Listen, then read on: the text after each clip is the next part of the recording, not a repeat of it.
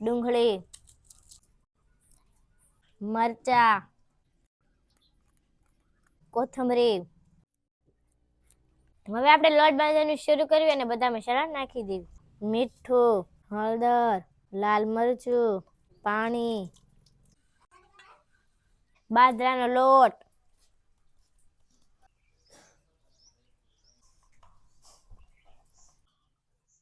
તેલ, રાઈ, મીઠો લીમડો, ડુંગળી, મરચા, કાચ, લાલ મરચું, હળદર, ધાણા જીરું, મીઠું મિક્સ કરી દેશું.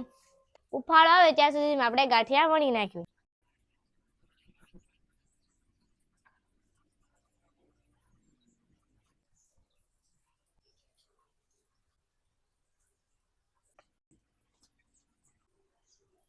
ખાંડ મિક્સ કરી દેશું.